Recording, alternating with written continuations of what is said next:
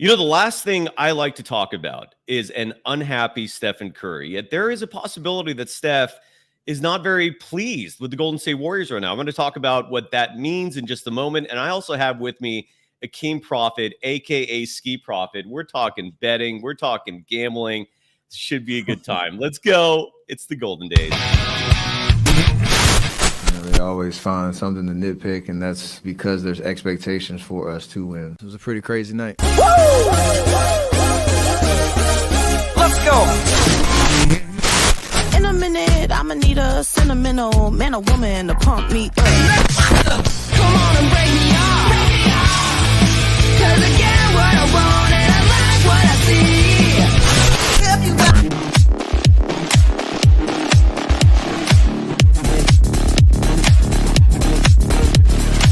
That is pump up music. Almost everybody, man. I like the people. Do this. Thank you and welcome to the Golden Days. I'm your host, Cyrus Saatsaz. You can follow me on Threads and Instagram at DogWild, over on Twitter at Surf Journalist. And you can follow my guest today, Hakeem Profit, on all social media platforms. Please correct me at any point, Hakeem, if I'm wrong about anything. At Ski Profit, we spell that S-K-E-E Profit.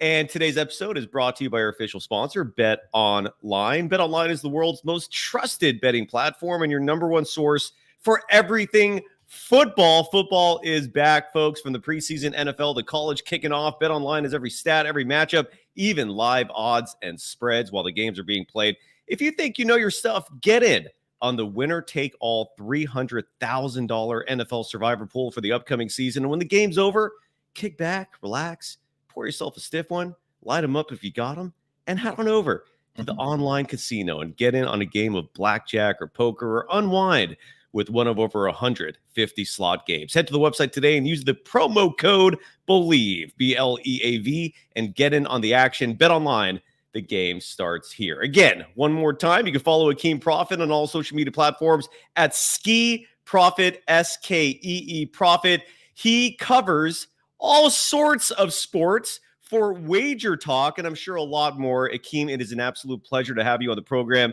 How the hell are you doing on this Thursday? I'm doing well. I can't complain at all. I appreciate you for having me. And, it's nice. My main sport is the NBA.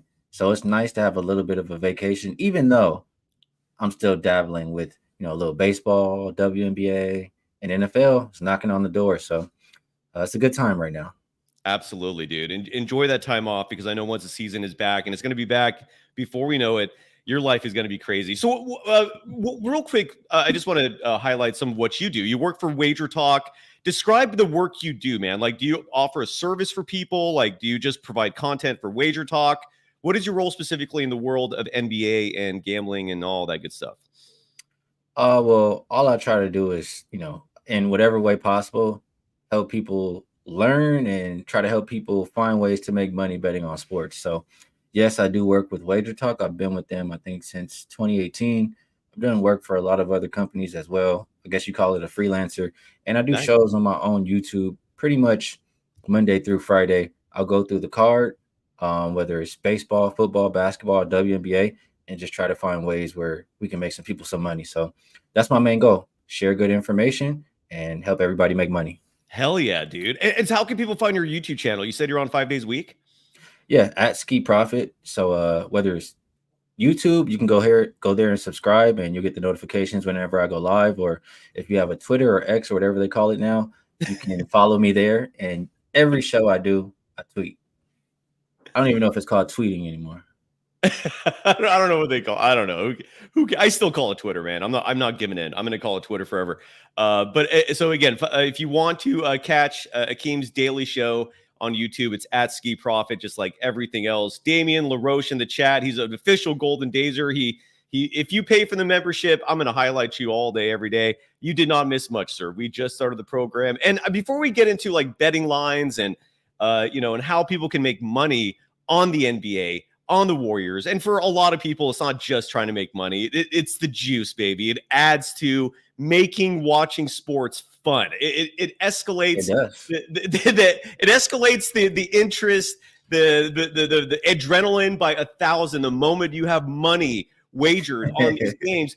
And here's my thing about gambling, dude. You're putting your money where your mouth is. There's a lot of talking heads out there who don't gamble at all. And I always say, like, those folks have no clue what it's like to have that emotional investment. You're suddenly paying attention to every dribble of the basketball. You're suddenly seeing little finite details you never would have paid attention to otherwise. Like, to me, it's hard for me to truly I guess what I'm trying to say is, if you don't put money on the game, I don't know if you could truly like understand the minutia of it, every little facet of it. Hakeem, would you agree with that? Anything you want to add to what I just said about betting on basketball and sports? I would agree that it definitely makes the experience a lot more enjoyable and fun and things of that nature. And just as far as betting, I'll say this: there's a lot of people who bet. There are not a lot of people who win. It's a very small percentage. That's why the casinos stay in business. So the most important thing when you're doing this is to be responsible. And, if you're doing this recreationally for fun, make sure you put aside a good amount and, I'll say rationing it, for lack of better terms. And the real word is bankroll management, especially if you're taking it serious, for like a person like me who does this for a living.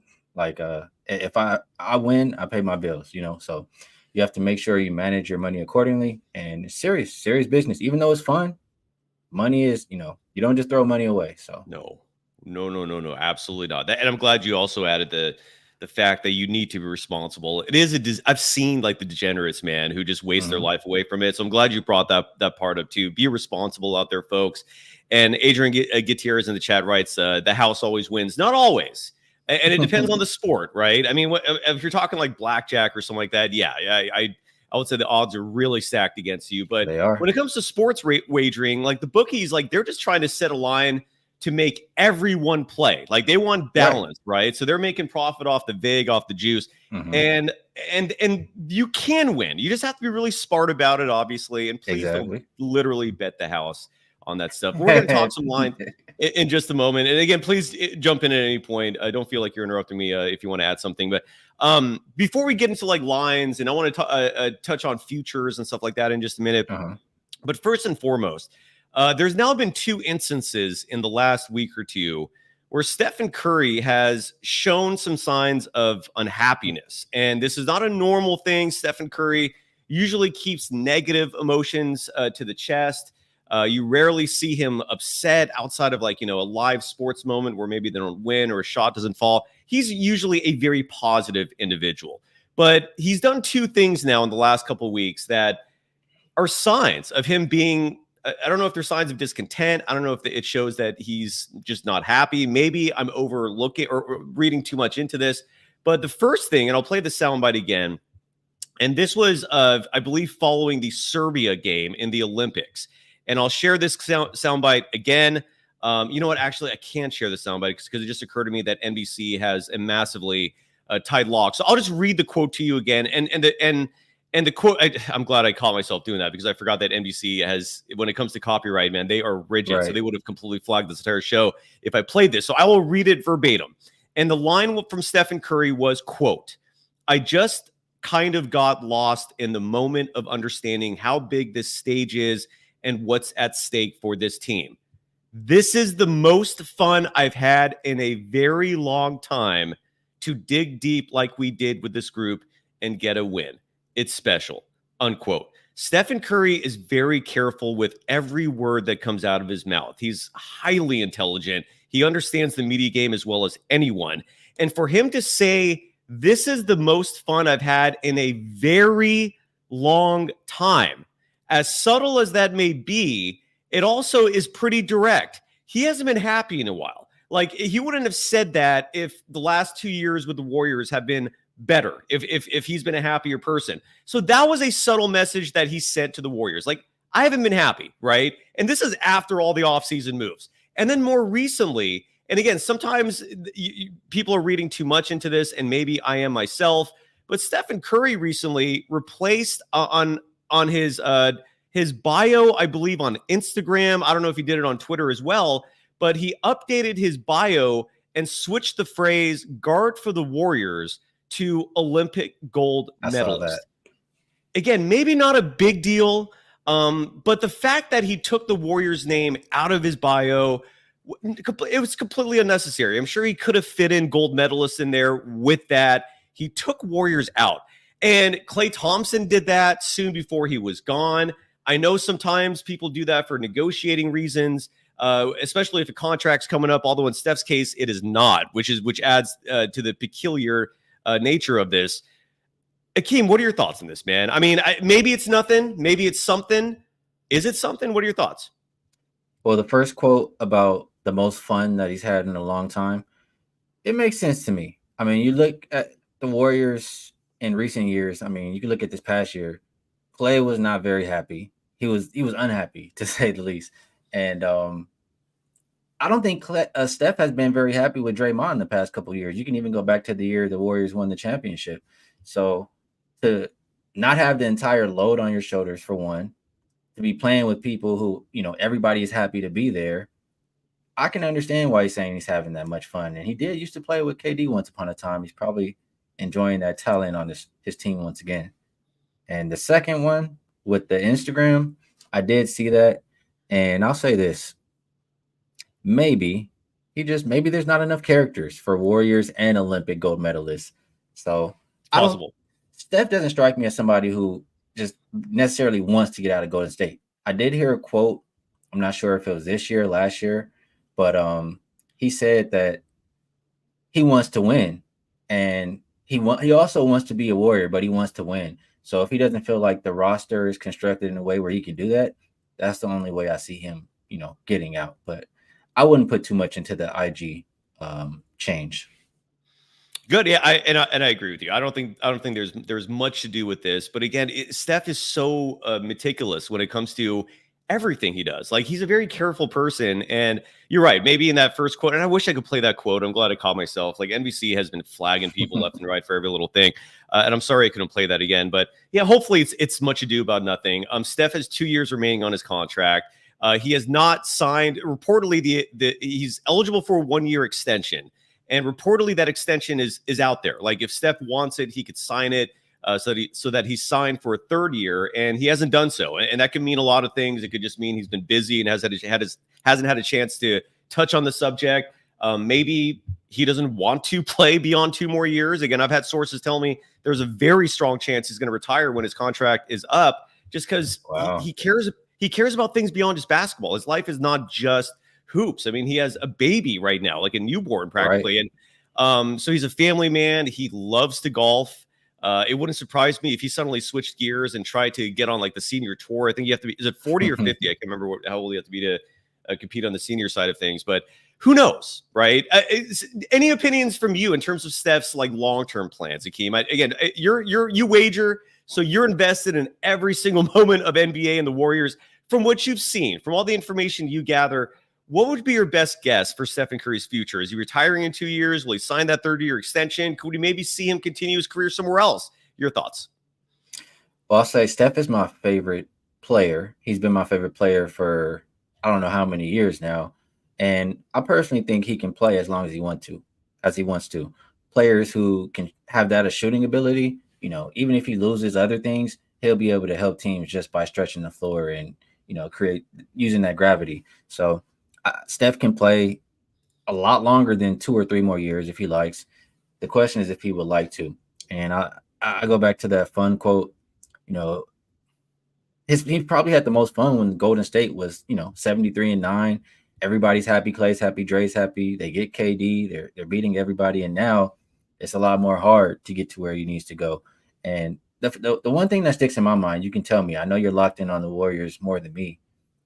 The year when they won the championship, the most recent, I felt like he was really annoyed and irritated with Draymond Green. Like the looks he was giving him, and just the way that I was feeling. So his contract, you said, is up in 2 years. He has the opportunity to sign a 3rd one, and he hasn't. I think Draymond retires. He's already lost his running mate. My opinion, he will continue to play longer than 2 years. He just wants to make sure that the Warriors continue to try to win. Because if not, like I said, he'll be playing elsewhere.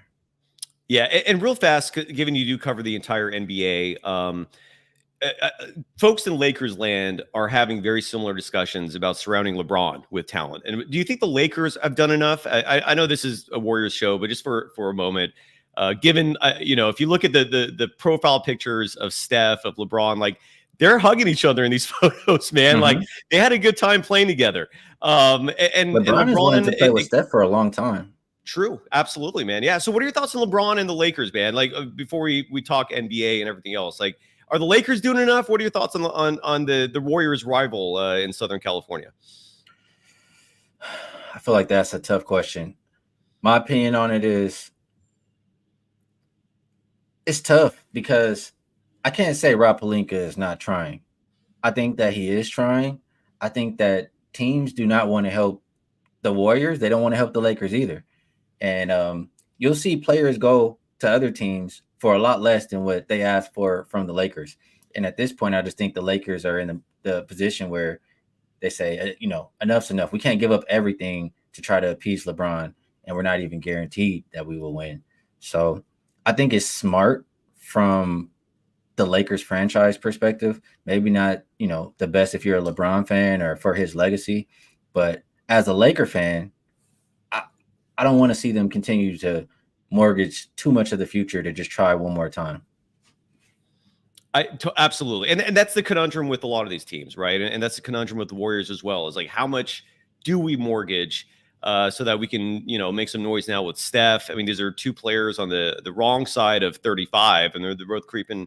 LeBron's almost 40. Steph is a few years away from that.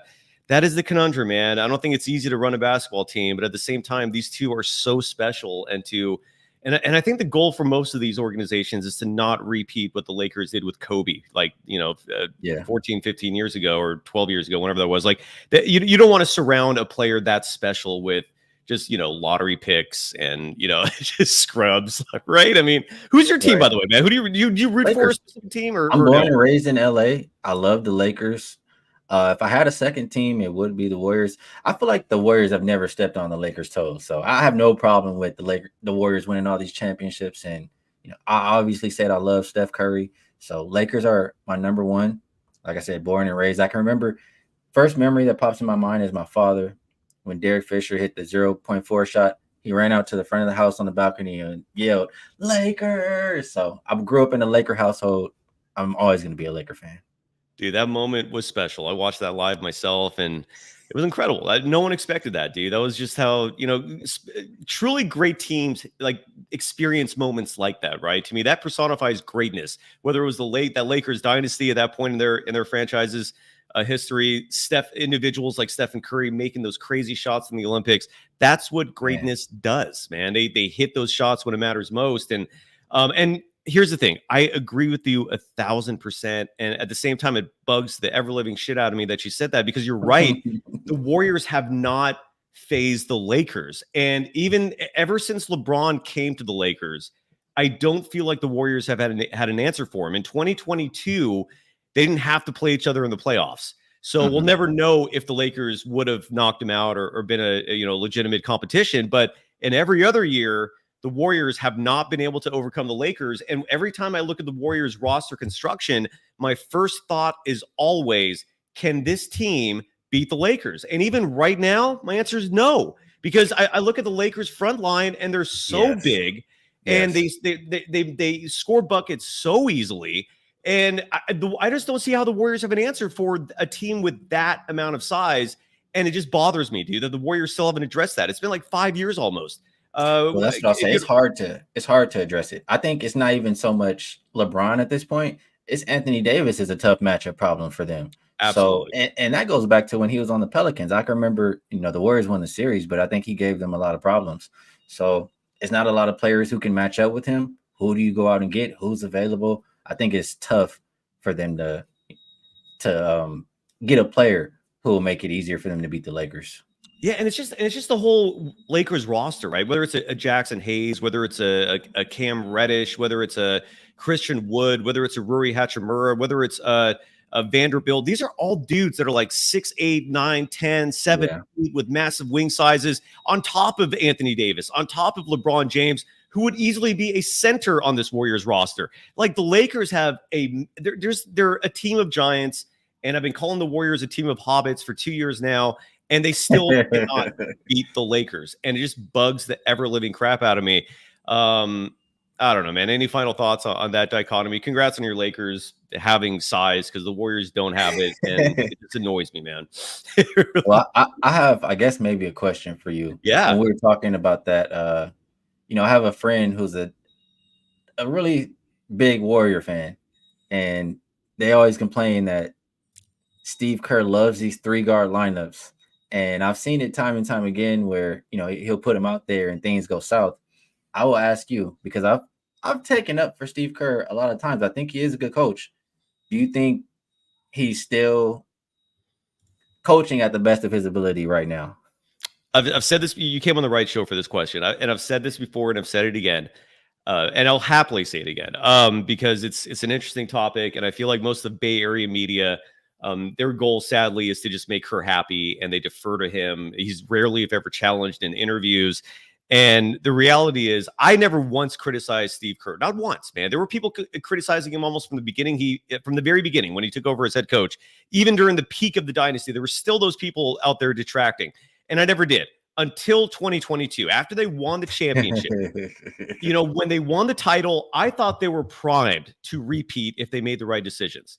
And that's where Bob Myers and Steve Kerr split, right? Because Bob Myers, his vision was, we've got Kuminga, we've got Moses Moody. Let's start developing these young players while the veterans are still at the peak of their powers, so that they're playing alongside these guys, learning from them, developing in the process. So when we get to this point, those younger players are ready to go.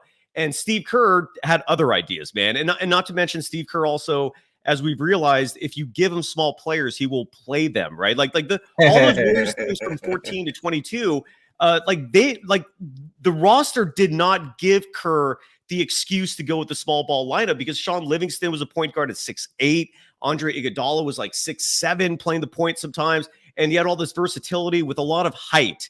And when they started giving him small ball guys, he rolled with that immediately. He loves these guards. His emphasis on read and react is so ridiculous. So to answer your question, I think Steve Kerr is a very overrated coach. I don't mind having him as a coach if you give him the right players, but I also feel like his influence with the Warriors has grown too much, where he's now having input on the specific players on the roster, and that's where things have gone south, man. The perfect example was just last year, where you saw Corey Joseph routinely getting minutes over Moses Moody. That was criminal. The team had to trade Corey Joseph just to remove that crutch from Steve Kerr.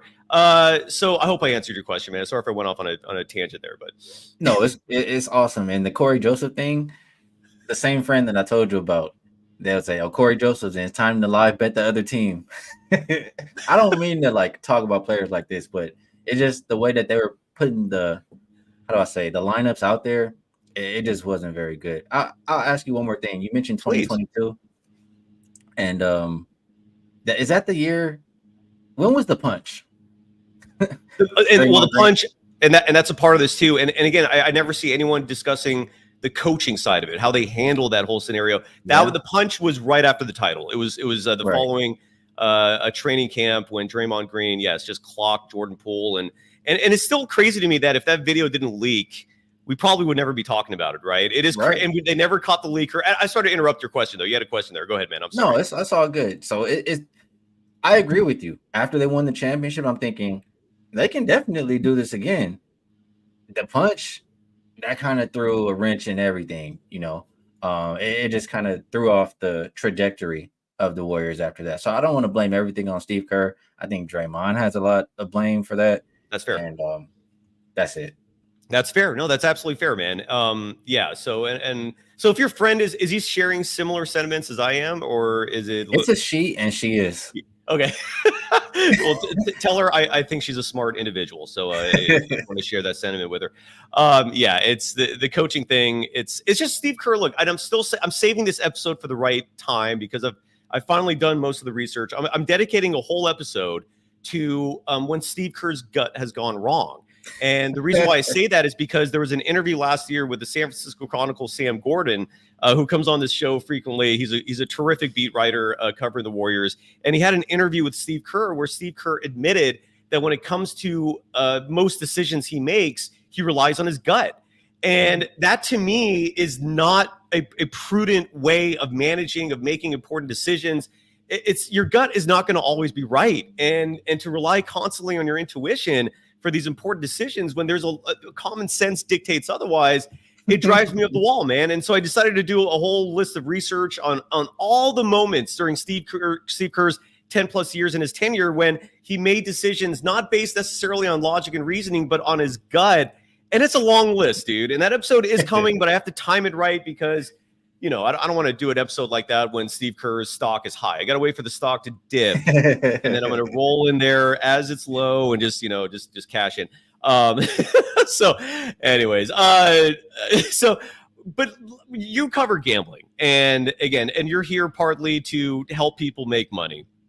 Are you surprised, first and foremost? I don't know what a sports book you use. Again, BetOnline's the official sponsor of this program, so apologies if that conflicts with anything you roll with. But BetOnline currently has lines right now for opening night, and they also have lines for Christmas Day games. Like you could literally right now bet on the Warriors to beat your Lakers on Christmas Day. They're playing at Chase Center. The Warriors are favored by 3. What do you think about when you see games that far ahead where there's really no rhyme or reason to placing a line on it, yet there they are? What are your thoughts when that happens? Opening night, I'm all good with that. We know most of what we need to know. Obviously, a few things will change. Maybe somebody will get injured in, preseason or something like that. But we know most of what we need to know. But when we start talking about December, a lot of things can happen between now and December. So, you're locking your money up at minus 110 for that long when a lot of things can change. That's not something I usually do too often. I don't blame you. I don't think it's a smart move at all. But why do the bookies do it, though? Do you think it's just because the interest is there and they think, why not? Because I don't know how you're setting a line that could be in any way accurate at this point, Well, they make the lines for all these games, before the season start. They have an idea how many times the Spurs will be favored, how many times they'll be dogs, et cetera, et cetera. And so I think they're pretty good making the lines. It's just they like we talked about earlier. They don't necessarily care too much as if, we're going to be on the side of more people bet this and other people bet this. They have minus 110 on their side regardless. So the more bets they take, the better. And you can take more bets by putting the lines up earlier.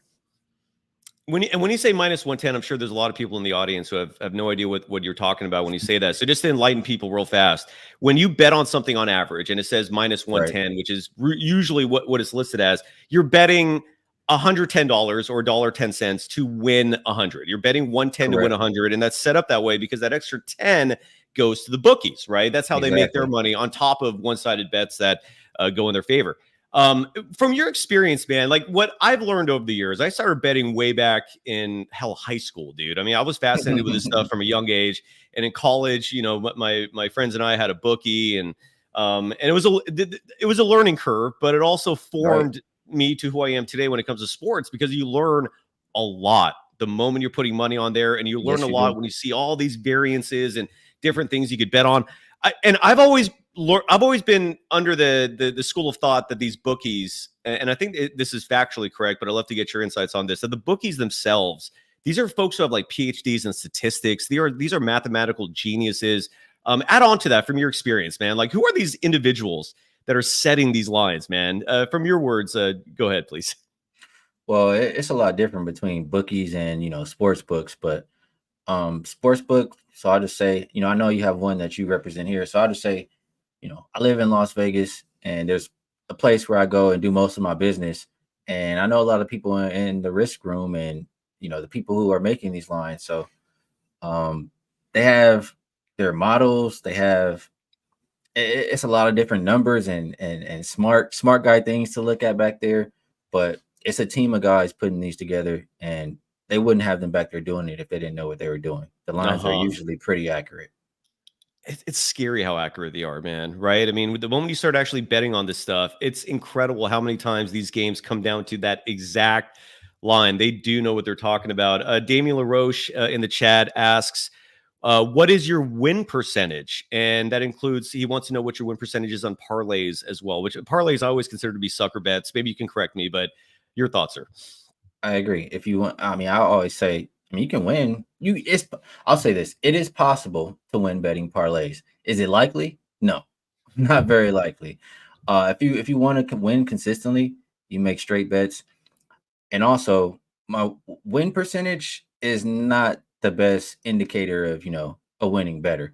You can win 60% of your bets, but if you're betting minus 200, you've lost money on the season. So I'll say the past 2 seasons in the NBA, or you know what, I'll say this: the one I have in front of me, I'll go back maybe a year and a half, right, for the NBA. This is since March 22nd, 23. If you are $100 better, you have made $26,480. Okay. So I know not this past season was not my best. I had a really good season. I think $100 betters won about 5,800, but the year before I had a monstrous year where like $100 betters won 12,000 or above 12,000 or something crazy. But the only year I've lost betting NBA, and I've been doing it professionally since 2017 or somewhere around there. I only lost the COVID year, and that was because it's so much uncertainty, for one, with players getting rolled out last second, and so much stop and go with the season. There was no consistency. So if you're interested in betting and you want somebody to help you manage your bankroll, I've been doing it for a while, and I like to think I'm pretty good at it. I absolutely, man. You're not in this position. I'm not bringing you on this show. No offense. I hope you take this as a compliment, but I'm not bringing you on this show if you don't know what you're talking about. And there's a question. And there's a question in this chat. Raymond Kelly asks, "How do I learn to bet from him?" And I think the answer to that, Hakeem, is watch your show, right? Your YouTube program. And anything you want to add to that, please?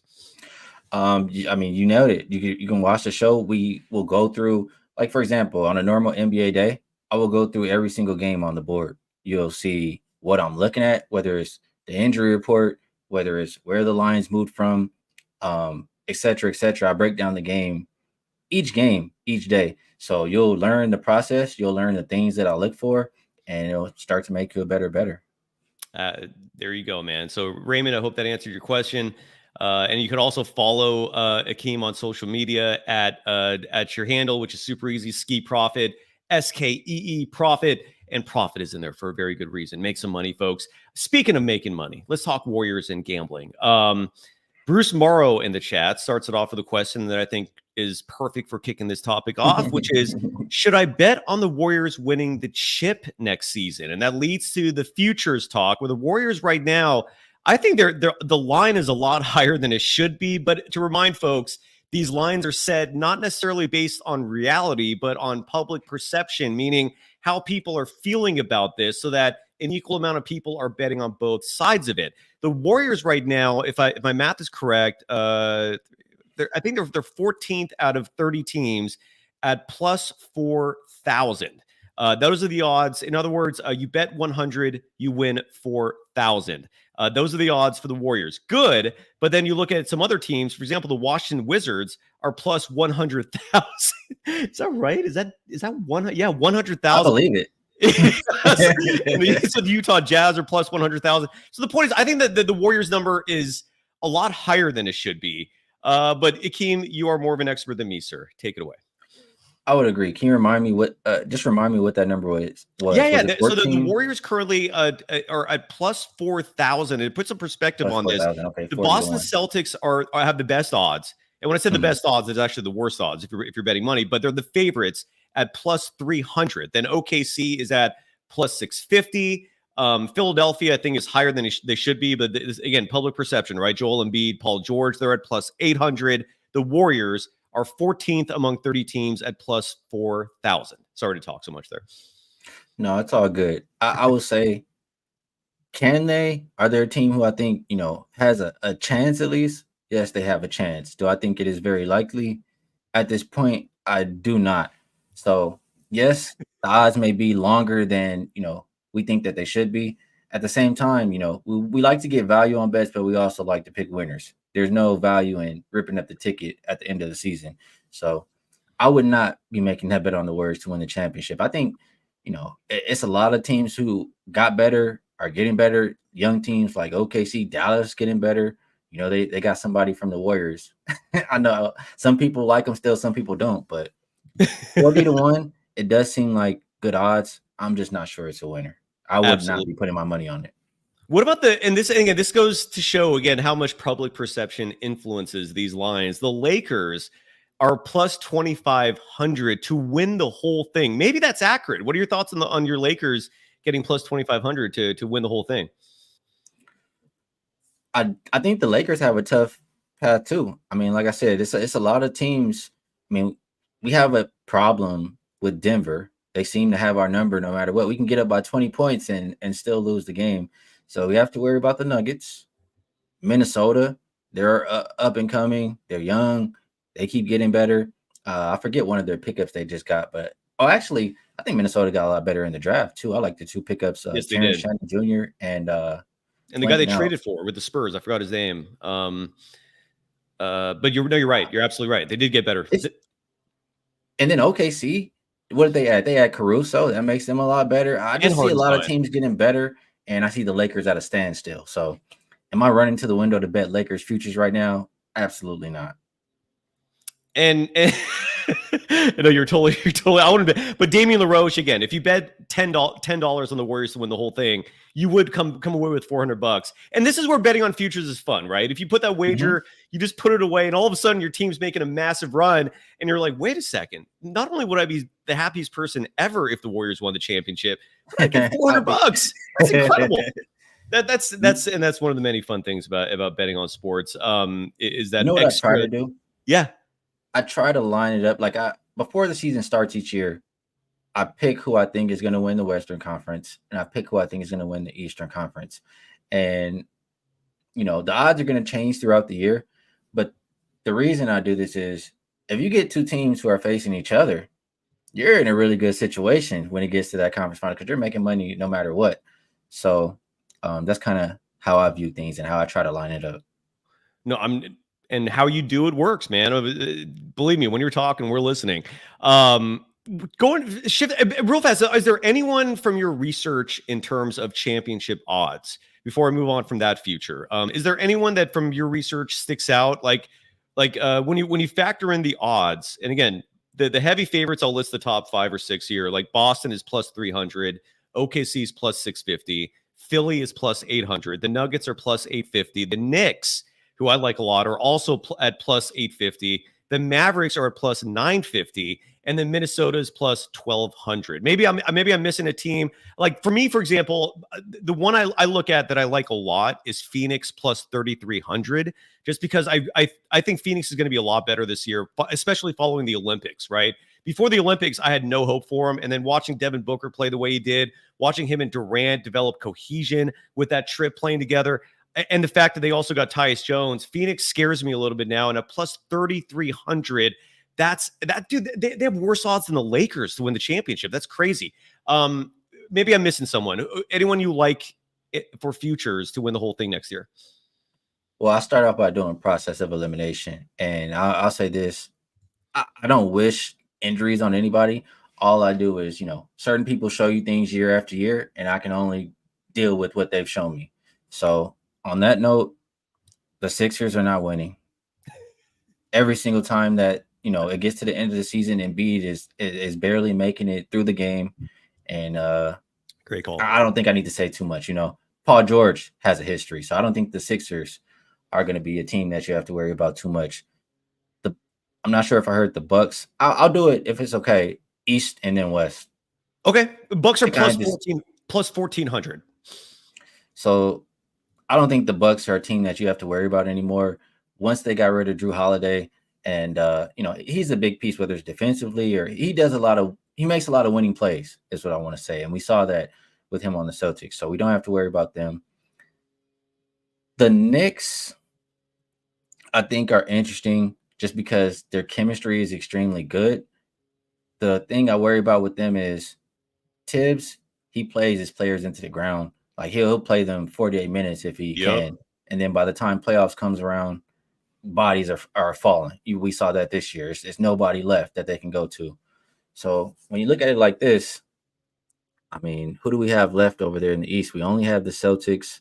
It's Celtics, Knicks, Bucks, Sixers, and then you get the next tier, which is like Cleveland, Orlando, Miami, Indiana. I think those are your 8 for the best 8. Am I So missing I'll say something? this: Boston will not be plus money to win the Eastern Conference about close to midway through the season. Last season, I bet Boston to win the East at plus 185.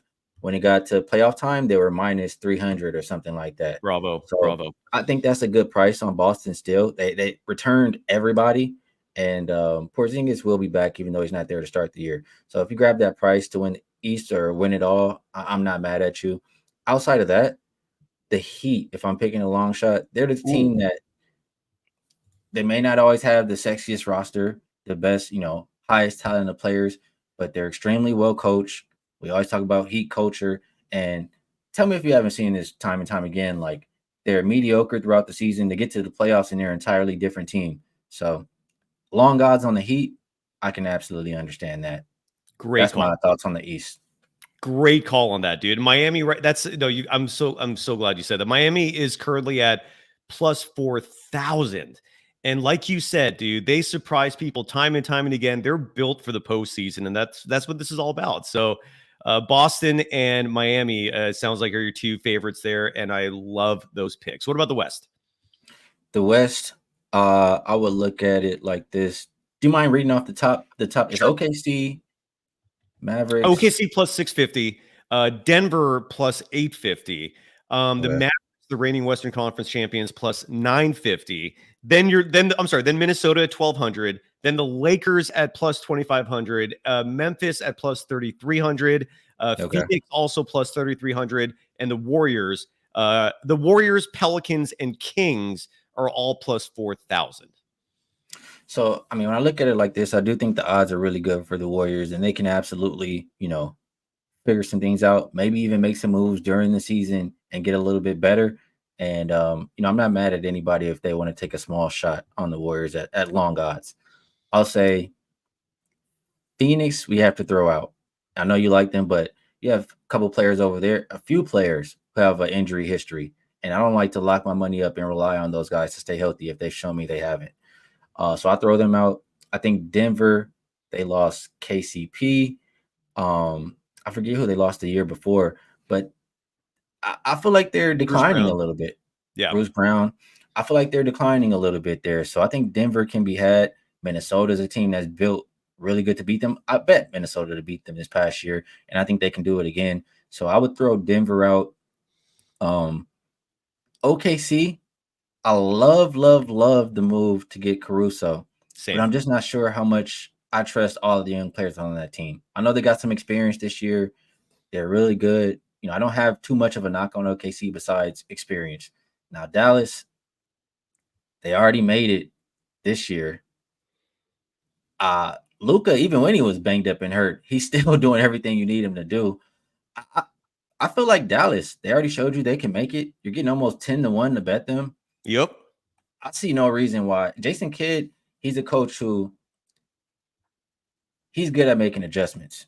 They'll start the series slow a lot of times, and he'll figure out what's going wrong, what he needs to do, and they'll dominate the rest of the way. We've seen him do that in games or in series since he's been the coach of the Mavericks. So good coach, really strong, star players, good bench.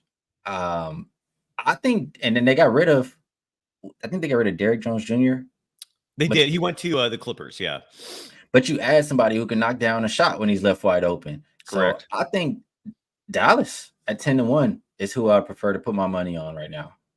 That's a good call, dude. And the only reason why I mentioned Phoenix is because of that plus 3,300. I'm not saying put a lot of money down on that, but for those odds are just crazy. They're so high. But I 100% am with you in terms of the logic and the rhyme and reasoning. And in the chat, for example, Bruce Morrow brings up that the Miami Heat made no moves. Jimmy Butler is injury prone, but that's why they're plus 4,000. Right. Odds. That is why the odds are not that low for Miami. But at the same time, they've proven time and time and again that they can run that gauntlet and make the finals. So I'm totally with you. You play and realizing. Sorry, go ahead. I'm realizing that what podcast I'm on, and Dallas is probably not a pick that everybody's gonna like. It's all good, man. To me, there's space for emotion and there's space for logic, and we're talking logic here, man. We're talking about winning money, so it's all Right. good in that front. And yeah, I would but I ask get you it. too. My bad. What's up? I would ask you if you like Phoenix, why not bet them to win the division? The division, they're plus 220. They're the favorites. Everybody's plus money in the division. And Lakers, they had a very lucky season last year with LeBron and AD staying healthy majority of the year. Who says that's going to repeat itself? Clippers, they're on a downward spiral. I don't think I have to explain too much of that. The Kings No. did make some moves, but I think Phoenix at plus 220 could be worth a shot. To win the division, and that is easily the best division in basketball, where every team is ridiculously good. You're talking about a Pacific Division that is Phoenix, the Lakers, the Kings, the Warriors, the Clippers. The last place team in that division could be a playoff team this year. It's that deep. And yeah, I mean, Phoenix could be a good bet to win the division at plus 220. And I feel like that's the only value left with divisions is betting on a division. Seem to have much relevancy otherwise. Do you bet on individuals? Like, do you bet on futures, for example, for MVP? Like Stephen Curry, right? To give you the odds for the MVP favorites this year. Like Luka Doncic is the favorite to win MVP at plus 375. Nikola Jokic, already a 3-time winner, right behind him at plus 400. Shai Gilgeous-Alexander plus 450. Giannis Antetokounmpo, while you and I seem to be in agreement that his Bucks team has no shot, he could be on a rampage this year. He's still one of the best players in the world. He's plus 700. Same with Joel Embiid. And then Anthony Edwards to round out the top group is at plus 1,200. Stephen Curry is at plus 4,000. Among a lot of other players. Do you touch individual wagers like that? Anything you like in there? Your thoughts, sir? I don't think I've ever bet an MVP prop, but I don't, a lot of people didn't want to give it to Jokic because he's had so many already. So I really see him having a tough time getting it, again this next year. To get MVP, your team has to be, up there in the standings. It's no guarantee that Golden State is going to be 1 through 4 or 5 or very high. I think it's a better chance that the Thunder or the Mavericks are that high in the seeding. So for those reasons, Luka or SGA out of the group would be my recommendations. Good call on that. I'm curious about Defensive Player of the Year. Well, let's pull that up. And that's it. It is. I've been such a harsh critic, and I'll still be a critic of Rudy Gobert winning as many Defensive Player of the Year awards as he has. It's such a he's consistent in the regular season. His durability is the one thing I'll give him a lot of credit for, but he steals that award from other people, man. And Victor Wembanyama is the favorite for this coming season at minus 275. Oh my God. Like by far. And then Rudy Gobert is plus 800. Bam Adebayo, who I love as an individual player, plus 1,200. And I don't even see Draymond Green in here, as you would think you'd have odds. Well, that's one where I don't think we'll be making a wager, making any money, because I do think Victor will win, and the odds, represent that. But I think it's insane, to what you're saying about Rudy Gobert, that he has all these Defensive Player of the Years, and Anthony Davis doesn't have one. Insane. And Defensive Player of the Year has some weird little gems in there with good odds. Like, for example, Alex Caruso, you and I both love that move by the Thunder. He's plus 4,000 to win it. And I hate even mentioning this, but it's part of reality. Injuries do happen in sports. And those kinds of wagers, just in case there's an injury to a heavy favorite, that's where you can maybe capitalize on something like that if you bet a small amount. But this time of year, you mentioned like you're on vacation, and it's a well-deserved vacation. This is the absolute slowest time of the NBA season. Do you look at lines right now? Are you looking at this stuff? Or are you checked out? So I'll say this year, I never really get started preparing for football as early as I did. I started preparing for NFL in July. So I got all my work done for that. And now I've started to look at NBA. Like I'll say Warriors, like I'm looking at team wins a lot too. Warriors are listed at 43.5. I'm glad you brought that up. Go ahead, sir. Last year they won 46. I mean, I don't think that they'll drop off that far. I mean, they lost what CP3, Clay, and Sark. I don't think CP3 was a great fit. Clay was unhappy, and Clay kind of, can be replaced. Buddy Hield, he's capable of lighting it up from three, just like Clay is. So I think that works. I like the Kyle Anderson ad for the Warriors. I think he can be in Same. kind of a Draymond-ish role when Draymond's not on the floor, maybe. And I'm liking the additions versus the subtraction. So if I think that they potentially got a little bit better than last year and they already won 46 games, 43 and a half looks like it should be up and over. It is interesting that the odds makers came out with a 3-game drop in that OU. The Lakers, I think, are also at 43 and a half as well. Yeah, and my guess is, and correct me if I'm wrong, my guess is these numbers went down not so much because of the teams themselves, but because of the overall landscape, right? The Western Conference, Right. so It's a damn deep. gauntlet. It is, dude.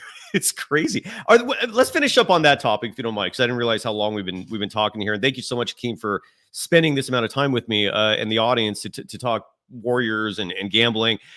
Win totals to me are some of the funnest futures to bet on. And you mentioned the Warriors at 43 and a half. You like the over there. Are there any other over-unders for wins that stick out to you? I don't know if you've done much research on that. A few that stick out to, well, I don't know. Damn it. I thought I had a few that I liked here. Like the Pelicans at 45 and a half, for example. I really like that over. I think they're going to win more than 45. If the Warriors can win 46 last year, and I think the Pelicans got better, I like that over. The Bucks at 50 and a half. I like that under, right? I don't think the Bucks are going to be that good of a team this coming season. So I think there are a few in there that seem like good, solid bets. Is there anything that sticks out to you in terms of over-unders for win totals? Well, I'll say this. I'm going in alphabetical order, and I did not finish it. I will finish probably in the next week or so, and I'll have these videos posted on my YouTube if you guys would like to go check them out. But the Pelicans, I'm not a big fan of their roster. I'm trying to pull it up here. I don't like DeJounte Murray. I think you need more like spacing. I'm not sure what they're going to do with Ingram. You have guys. I mean, it's a lot of guys who are injury prone on that team too. So True.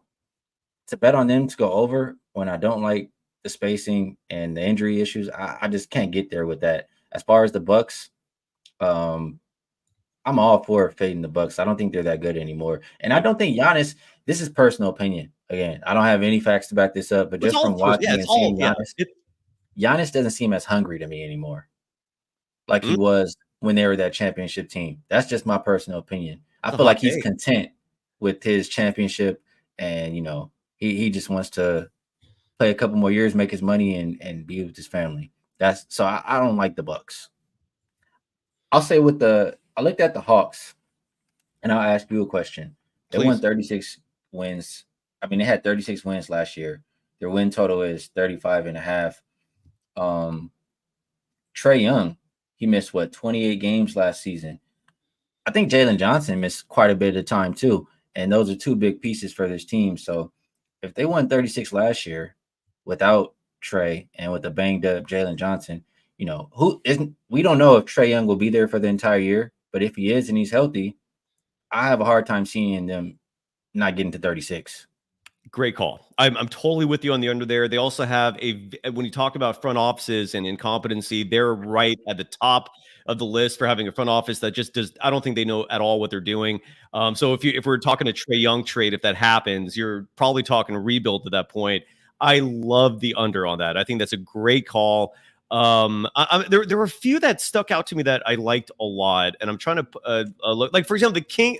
I like this one. The Sacramento Kings at 46 and a half. I like the over on that. I think the Kings did improve their roster. I think they're going to be one of these teams that comes out with a chip on their shoulder with something to prove. That always sticks out to me for these regular season marks because they usually play harder in the regular season and then it doesn't pay off in the postseason. But I like over for 46 and a half for the Kings. What are your thoughts on that? Do you have any feelings, or do you think I'm crazy feeling good about that? I don't think you're crazy. They won 46 last year. I feel like they dealt with a lot of injury issues too. They had DeMar DeRozan. Correct. You re-signed, I think, Malik Monk. I mean, I think they have a good roster build. and they're a young team. I think that they can, do better than they did last year. So I don't think over 46.5 is too bad of an ask. What I do think is an interesting ask is the Hornets to win 30 games. Their win total is 29.5. And I'll say this. Yeah, I'm liking the under. They won 21 last year. My opinion, this is a team that really just doesn't care. They're young, and all they care about for the most part is where are they going after the game tonight? What car are we getting? They care about the other things outside of basketball. That's my thought on LaMelo. And I really was a LaMelo fan when he came into the league. But between what I've seen from that, amongst other things, and he's injury prone, he's had ankle injuries year after year after year. If he's out, this team doesn't have a whole lot of hope. I would go under. Good call on that. I absolutely love it. It's 52, and then the last one I'll ask you about, and then we'll close. Is 52.5. The sound of it is a little scary to bet the over, but when you look at the teams that have that 52.5 line, there's two of them that I'm looking at more specifically. One of them is the Minnesota Timberwolves, who I think you and I are in agreement. I think Anthony Edwards, his time could be now. Maybe it's another year or two, but that dude can play. That team is stacked. I like 52.5 for both them and the Knicks. The Knicks, to me, are an awesome team. I know, and I love that you recognize that Thibodeau does run his players to the ground, and that is a fact you always have to consider. You're 100% right with that. But I also still like the makeup of this team in terms of roster construction. So Minnesota and the Knicks are both at 52.5 for their win totals. Even though that's a high number, I like the over. What are your thoughts on that? Well, Minnesota won 56 last year, and I think they got even better in the offseason this season. I'm a big fan of Anthony Edwards. I think he'll only continue to get better. So asking him to, do a little bit worse than they did last year, I think that's definitely doable. 52.5 for them. The Knicks, they got 50 last year. Adding Mikal Bridges, and you should get 3 more wins with him. I'll say this: regular season, yes, Tibbs runs his players into the ground, but Bridges and Hart, almost like Iron Man. Yep. I think that the Knicks could be okay. I think 52.5. If you ask me which one I like more, I like the Timberwolves one more, but I think the Knicks can make it too. Damian LaRoche in the chat bringing up, and I haven't seen this. I don't know if you've seen it, that Zion Williamson is skinny. Apparently he's lost weight. Good. Damian's adding he's 4 pounds less than when he was at Duke. I mean, does that change your opinion at all of the Pelicans this year or no? No, I still want to see what they're going to do with Brandon Ingram. I don't think he's going to be there long term. Yeah, and, same. I just have too many question marks on the Pelicans. I hear you. No, 100% with you. And then Gilbert Abalo is asking if you like Keegan Murray as most improved player. I haven't looked. Let me bring that stat up real fast here. Most improved player, Victor Wembanyama is the favorite. Ooh, I like this. There's a Warriors connection here. So Victor Wembanyama is the favorite at plus 850. Jonathan Kuminga right behind him at plus 900. I like that. Let me see. I like Kuminga more than Wemby. Same. Totally with you on that. I feel like last year it was like Kerr kind of holding Kuminga back for a little bit at a time, and then it got to a point in the season where he's like, okay, let's try to give him some green light and see what he can do, and he was producing. So if they continue to build on that, I can see him winning most improved player. I hope so. I think that the fate, the hope of the Warriors relies a lot on that, man, on Kuminga's growth this coming season. Yeah, it's crazy that he's second in terms of most improved for the odds. On that note, really quick, please, would you do that trade that they were saying for Lauri Markkanen, including Kuminga? I would not personally. We've talked a lot about that on this program, but I'm so glad you brought that up again because it is an interesting topic, and I'm gonna throw it back to you because I would not have done it for Kuminga. I think Kuminga is a very special player. I still think it's criminal. We go back to the Kerr conversation that he was 7th on the team last year in minutes. That needs that's absurd. Right. And the minute distribution really is ultimately what I look at in terms of Kerr's failings. Like that, he has a brilliant basketball mind, but it's his decision making with personnel that I'm a huge critic of. I just don't think he has it there. But with that said, so I hope Kuminga's minutes go up. I would not have traded him for Lauri Markkanen. I would have traded Brandon Podziemski. If the reports are true that Podziemski was the one holding this whole trade up, that I would have done. And I might be wrong on that. Maybe that'll come back and haunt me, and bite me in the ass for saying that. But I would have included Podziemski in a trade for Lauri Markkanen. Would you have? Would you have kept Brandon Podziemski, or would you have shipped him to bring Lauri Markkanen in? If you can get Markkanen without giving up Kuminga, I think you would have to do that. There's a lot of players, who have similar skill sets to Pods. It's not the most. I mean, it's more players who have similar skill sets to Pods than what we're looking at for Lauri Markkanen. Exactly. What he can bring to the team. But if you get rid of Kuminga and add Lauri, I don't think it makes the team much better. So we're in agreement. Totally. Touch of Madness. I just wanted to highlight this chat real quick. It has nothing to do with gambling, but a Touch of Madness in the chat writes, what if the Warriors are focusing on Kuminga and Stephen Curry to lead, which is why they're surrounding him with so many wings and shooters? You might be right. I still think there's a trade to come, and that's because this team right now does not have the salary cap space to add their one draft pick, Quentin Post. So I don't even know what they're going to do about that at this point. Any final thoughts, Hakeem, as we wrap it up, man? You've been fantastic. I hope you come back again soon. You're awesome, brother. I will come on your show if you ever want me. But any final thoughts, Hakeem, as we wrap up today's program?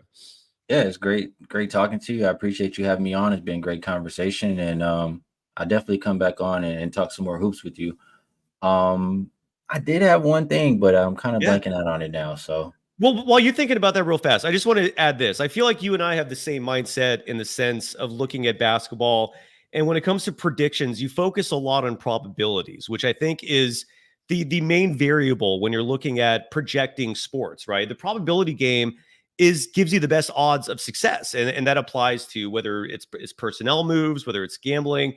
So I like your line of thinking, man. I think the same way. Did you remember what it is that you wanted to say? I don't, but what I'll add is we'll save it for another show. One more time, promote away, man. You got the YouTube channel, you got social media channels. It's all connected to one handle, and that's Ski Profit, SKEE Profit. Promote away, sir. Everything you got going on. I think you did a pretty good job. I mean, the busy time for me is NBA. So you'll see me a lot. Like I said, all of my work, I'll tweet out at Ski Profit on Twitter. Right now, I'm currently betting WNBA. So if you like the ladies, you can head over to my channel and I'll cap them every single day. I did have my first 2 baseball bets today, so I'm getting around to the diamond, and I have a lot of opinions about NFL. So if you like all sports, not just NBA, come check me out right now. If you only like NBA, I'll be around in October. Look at you betting on WNBA. Is that hard for you, dude? Is it a learning experience? Are you nailing it? Like, how's that going? It's a lot different. Sure it is. But you'll learn. You'll learn the players. One thing about WNBA is they play hard every single night because there's not as many games, there's not as many spots, and those ladies take advantage. Hell yeah, dude. And again, we started covering the WNBA finally on this show just because I can't pretend I'm an expert, but I've got Sophia Jones as a regular contributor for this program. She's talking Valkyries. We're all excited about the expansion team coming to the Bay Area. In addition to, this emerging sport, man, the WNBA is growing and it's huge. I also want to mention real fast, someone asked a few moments ago about the most improved player award and where who was the guy they were asking about? It was with the Kings, Keegan Murray. Murray's odds for winning most improved player are plus 5,000. So if you're feeling good about that, the odds are in your favor, man. Trace Jackson Davis is also listed as plus 4,000. Jordan Poole is at plus 3,300. I would not bet money on that. No. Brandon Podziemski, who the bookies have misspelled his name. And on the screen I'm looking at, he's at plus 2,800. So just to fill in those numbers in case you're curious. Dude, thank you, brother. You were fantastic. I love, as someone mentioned in the chat, I love our chemistry. This was good stuff. I'm always there if you want me as a guest on your program, as I mentioned, and I'm going to bug you. I'm going to ask you to come back on because you're too good. And follow, folks, subscribe to @Ski Profit on YouTube. Follow his social media accounts, depending on what you use. Anything else? Are we good? Are we done? We're good. I appreciate you having me and appreciate the chat as well. Right back at you, man. And have a great Thursday, folks. Scotty Farrell is going to join the program tomorrow. Until then, Hakeem, thank you. Thank you, everyone. Bye-bye.